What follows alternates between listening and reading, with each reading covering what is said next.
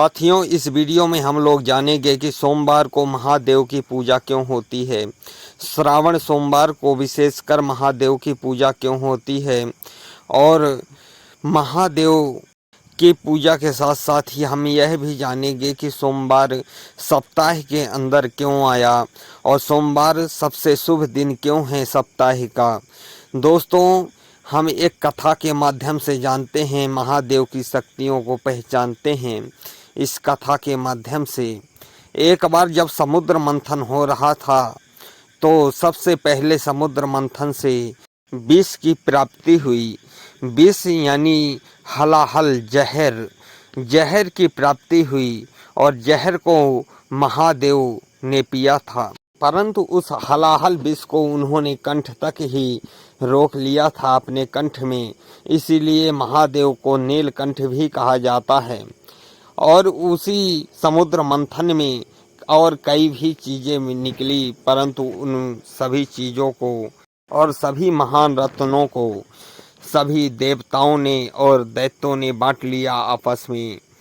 जैसे कि दैत्यों ने मदिरा इत्यादि को, जो कि सब जीवों के लिए उपयोगी नहीं है, यहाँ की सभ्य देवताओं के लिए भी उपयोगी नहीं है, परंतु दैत्यों ने उन्हें लिया। मदिरा हो गया, और भी जैसे ऐरावत हाथी को इंद्र ने ले लिया, इसी प्रकार से माता लक्ष्मी को भगवान विष्णु ने ले लिया। दोस्तों, परंतु जिस उद्देश्य से समुद्र मंथन हो रहा था, अमृत पाने के लिए, अमृत का दूसरा अर्थ सोम भी होता है। सोम यानी अमृत, और इसका अर्थ एक और होता है। सोम का अर्थ चंद्रमा। चंद्रमा ये धरती का उपग्रह है, और धरती के उपग्रह होने के कारण ही चंद्रमा के नाम से ही हमारे सप्ताह के अंदर सोमवार आया, यानी चंद्रमा का दिन, या कि अमृत का दिन कह सकते हैं।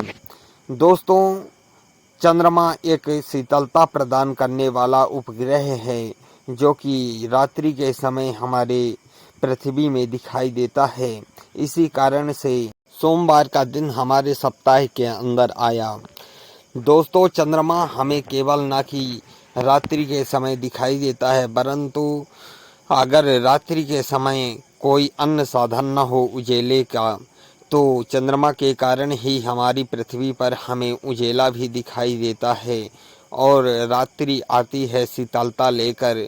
दिन में चाहे भीषण गर्मी हो, परंतु रात्रि के समय कुछ न कुछ तो शीतलता होती है। इसी कारण शीतलता के कारण उसे सोम यानी चंद्रदेव कहा जाता है, यानी अमृत देने वाला। और हाँ दोस्तों, जब महादेव ने जहर यानी हलाहल को पी लिया, क्योंकि उस समय कोई किसी भी देवताओं की ये क्षमता नहीं थी कि उस हलाहल को पी लें और उसे पचा भी लें, परंतु महादेव ने उसे पिया और गले में धारण कर लिया। दुनिया को एक सीख दी कि हमें किसी भी प्रकार के जहर को अगर पीना पड़ जाए तो उसे गले तक ही रोक देना चाहिए, ना कि अंदर ले जाकर अपने शरीर को हानि पहुंचाना चाहिए। यहाँ जहर का मतलब उस हलाहल से नहीं जो कि हलाहल महादेव ने पिया। यहाँ हलाहल से मतलब जो जिंदगी के सफ़र में जहर मिलते रहते हैं, उस जहर यानी कष्टों को हमें अपने गले तक ही उतारना चाहिए, ना कि उसे अपने शरीर के यानी आत्मा के अंदर उतारना चाहिए, जिससे कि हमारी जीवन में कष्ट ही कष्ट हो जाएं। दोस्तों, महादेव ने वह कार्य किया जो संसार में ना कभी कोई कर सकता, ना किया होगा, ना कर सकेगा।